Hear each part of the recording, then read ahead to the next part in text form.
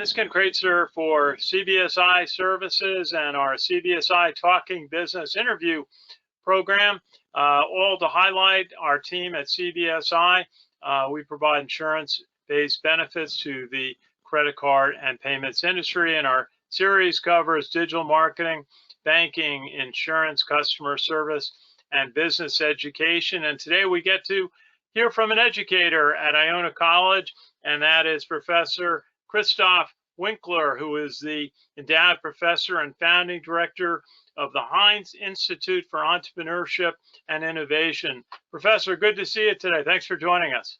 Thank you, Ken, for the opportunity to join you today. Really excited about the opportunity and to share a little bit about our program. Very good. Well, first, introduce yourself. You come out of City University in New York, and you've taught at Long Island University in Brooklyn. Tell us a little bit about your path in education. All right, I'm happy to do so. I'm originally from Austria. I came to New York about 19 years ago to really work an entrepreneurship program at the City University of New York, which was in its infancy at the time. And the plan was initially to just work on some initial projects, but I really found a liking not only to the work that I did, but also to my new environment, and sort of really took that path on to really immerse myself in this rich emerging entrepreneurship ecosystem which New York City or the larger New York tri-state area sort of provided. So it was really sort of a fertile ground for me to explore different kinds of interests, to attach myself to entrepreneurship education. I subsequently, worked across different colleges and developed programs, developed technology to support entrepreneurship education, completed them a PhD in educational psychology, really to look at entrepreneurial learning sort of as a subsequent sort of research interest, and have been working ever since, and have been involved in program development in terms of the research around entrepreneurship education, entrepreneurial learning, and also involved across different organizations such as the United States Association for Small Business and Entrepreneurship, where I am a board member of. So again, it's been a fun path, probably not predictable when I started out, but I think also trying to live the entrepreneurial spirit through my own personal and career development. Absolutely, and great to have you at Iona. And I was at the announcement ceremony in March of 2017 where Jim and Anne-Marie Hynes announced their gift to Iona College of $15 million for the Institute of Entrepreneurship and Innovation. And remember Jim talking to me a little bit about his career and his vision for the program.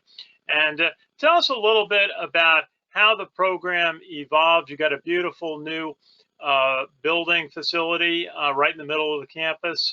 So tell us a little bit how it's gone from that amazing announcement night to a beautiful building and a fully operational program. Okay, wonderful. Happy to do so. Obviously, I came into the picture just shortly after the announcement when the college was looking for somebody to take on that sort of role to really build out a program from scratch. And I think this is something very unique, actually, because typically entrepreneurship programs are embedded in a school, but the Hynes family was very particular to actually create an entrepreneurship program that can serve the entire Iona College community. And there hasn't been a big footprint in entrepreneurship at Iona College. I think there was at the time one course in entrepreneurship and small business management in the business school. So really it was a blank slate for us. And I think when I sort of came on board shortly after the announcement, it really provided a wonderful opportunity to understand the rich context and the beauty that Iona has already had, that Iona has, in really embracing entrepreneurship through a new kind of lens.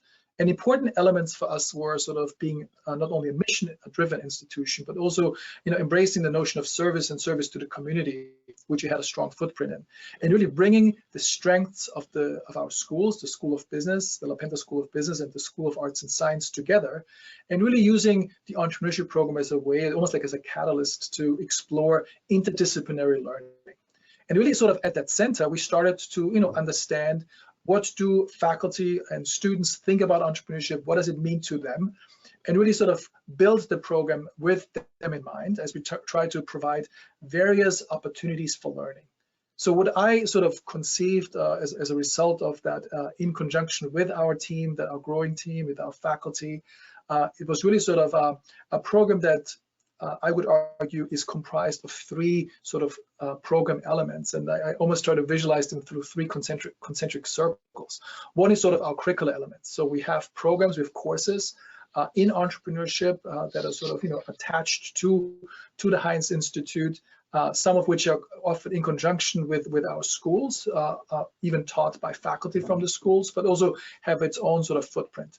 So we have an academic program, a Bachelor's of Arts in Entrepreneurial Leadership, a BBA in Entrepreneurship, as well as a minor in Entrepreneurship. And then we also have graduate courses that could amount towards an advanced certificate in Entrepreneurship and Innovation, as well as can be used as electives in our MBA program. So the curricular piece is really central here. The curricular, without sort of some rich contextual learning opportunities, and this is where the space comes in, our co-working space, our incubator, our overall program, is really sort of what I consider sort of the next layer, which is our co-curricular learning.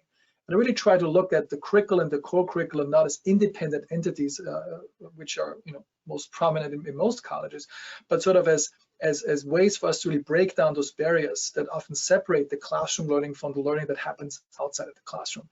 So we've been very intentional about breaking down those barriers, breaking down those silos, and almost look at a seamless transition between our student learning in the classroom as well as everywhere else on campus. So we've built a robust co-curricular program that involves our space, our community, as well as different kinds of experiences.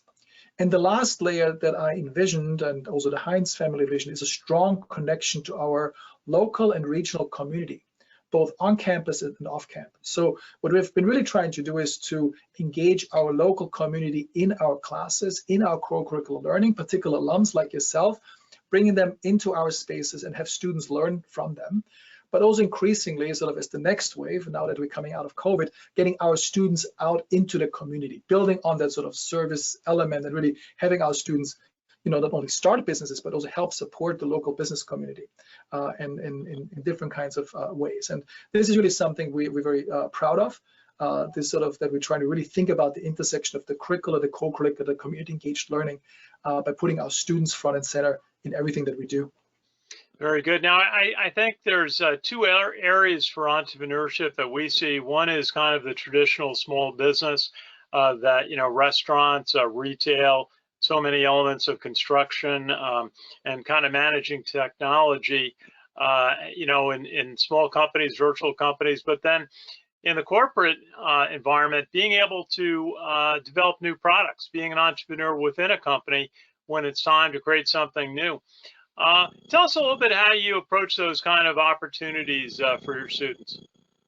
I think our primary objective for our students is really to empower them to develop an entrepreneurial mindset. And I think once we give students the ability to do so through experiential learning opportunities, the students then will make a determination whether they would like to apply that mindset by starting either a business or to become successful in an existing company, whether this is a for-profit entity, a technology-based company, whether this is government or nonprofit. I think it's up to the students to really determine where their core interests reside, how they could develop those skills and networks to then apply themselves in not only a changing marketplace, but also become part of that change, to drive that change through their actions. And really demonstrate that kind of leadership that I think is critical. I often say that our primary responsibilities as it relates to this entrepreneurial mindset is also to think about context and environment and networks. So for me, it is important that we also expose our students to opportunities that they didn't know existed, right, on the one hand, and often also expose them to opportunities or put them into spaces and places that they thought they didn't belong to or had access to, right? And I think utilizing sort of this rich context that Iona College provides, as well as the great alumni network in our community where we're situated, provides a wonderful opportunity to give our students sort of an ability to apply themselves in wherever environment they feel they can make the biggest contribution. Our job is to expose them to as many opportunities as possible. And like one example that I would like to highlight here is, yes, we have students go out and trying to start businesses, absolutely, but we also have students who develop sort of this interest in this entrepreneurial process, in product development, for example. And we had one student, for example, she was actually part of our first founding president of our student club. She graduated in the midst of the pandemic, but she really developed an interest for product development, particularly technology, based upon a study abroad experience that we provided or that we facilitated in Europe. So long story short, she came back, was really enamored with product development, and sort of tried to break into sort of the technology world and become a product developer. So long story short, she recently started a position at Facebook and really was able to apply herself now in this world. And I think it's again a wonderful way to to see that once you discover what interests you, once you allow yourself to not shy away from pursuing what's important to you, you apply yourself through your entrepreneurial mindset to really bring about change where you believe it is most needed, but also where you can think you can benefit yourself in the best way as it relates to professional development. Hey, you mentioned a couple of elements of thinking that you're trying to cultivate in your students, and you on your website you talk about entrepreneurial thinking, developing creativity. What I'd love to hear more about is design thinking. What is design thinking? How do you teach that? So well, design thinking is a core element in the way we thought about our program development in the first place, right? And design thinking is built upon the principle that I need to build strong empathy with the various stakeholders that I try to help support, right? We often think about too many entrepreneurship programs, I would argue, too much focused on developing solutions and success stories, and often necessarily negate the fact that we need to understand the very people they would like to help. So again, shifting sort of the mindsets from focusing on the problem first, through deep empathy, and gradually through issue framing and sort of ideation and subsequently prototyping and testing of ideas, we sort of create an iterative process where the students can apply not only themselves, but also develop products in relationship to solving problems in the world, and broadly defined here. So we applied this as relates to also how we develop the program. I always say, like, we're not building a program for the students, we're building it with the students, and this requires a deep understanding of who our students are, who our faculty are, who our community is, and really sort of understanding this as a way of how we can best serve those needs through the program itself. So again, our program, our courses, our core elements utilize design thinking as a principle, as an iterative design process, building on strong empathy in pretty much everything that we do. That we think about solving problems, that we think about developing products, and even earlier today we had a workshop to think about your personal life and your career, to use yourself as a way to have a deep empathy with yourself in relationship to the goals that you would like to realize, and to prototype iteratively to achieve the goals that you set for yourself. And again, empowering the students to develop that sense of agency and chart into a future that is really determined based upon their actions and not necessarily reliant on the sort of external circumstances to dictate what they can and cannot do. Sure. Now, one of the elements you talk about in your program material is leadership development, something we spend a fair amount of time on, and trying to convince people that you've got the right business plan, and that to convince people to join your team when it may be an investment of their time and career for something that's uncertain. So leadership is key. How do you cultivate leadership in your program, leadership training? Well, the leadership training, I think, is embedded in the work that we do. Like I said earlier, we're not building a program for the students, we're building it with the students. And so we're empowering our students to take ownership of processes. And ultimately, they will have to then, rally proverbially the troops around them and to build team members in order to move with these ideas. To give you one example, we as we sort of build out different kinds of elements, we have a student intern program where students help work on different kinds of projects. We don't dictate necessarily what the students have to do. We also give them wiggle room to pursue ideas. So a couple, I think a year into our program development, the student comes over and says, "Can we do a podcast?" So like, of course we can. So what do you want us to focus on? It's like, well, I guess beats me, really, this is something you can figure out. So the students now secured, our studio at the college. These were media strategic communication students. They secured the speakers, they curated sort of the content, developed the questions, hosted the podcast.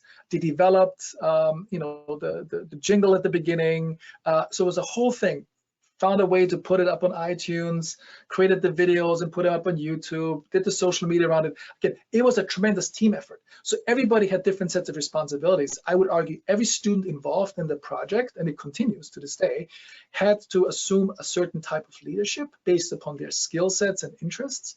And again, something that I often think you cannot really teach through lecture. This is something that you need to experience. And I think through our mentorship and our structure in the program, we want to provide students with these opportunities. And sometimes this means taking a student who may be a little bit shy in the beginning and giving them sort of the power of self-exploration and the power to really see themselves as a leader, right?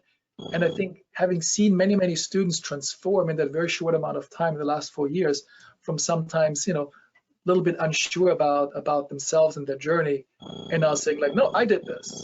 I organized students. I was able to share this message and demonstrate not only expertise but also leadership based upon a particular content area. And to me, this is the most exciting thing when that happens. And often when the students come back, it's like, when do we, how do we get to develop these leadership skills? And then I sort of go with them through the list of things that they have been doing already, and then they sort of visualize to themselves or for themselves that they actually are leaders, and they do so with the utmost excitement and pride as can be. So it's wonderful to observe that. Oh, it's great to see young people grow in college and throughout life, and being able to take on leadership and initiative. Now, you've got a number of events at the Hynes Institute. You've got the CEO Club workshop, and you've got the Iona Innovation Challenge, a number of events. So you have something going on every week. Tell us a little bit about that, if you would. Yeah, again, a lot of the content or the events that we have are really driven based upon interest. A lot of the workshops, we typically partner with our student club. We ask the students, like, what is it that you would like us to focus on, right? And they come up with ideas, right? And whether this is, around professional networking or, interviewing skills, presentation skills, the students often dictate what they would like to see some kind of improvement. By the same token, we also, we don't exclusively want to focus on some sort of topical workshop and element. Play and community is an important part.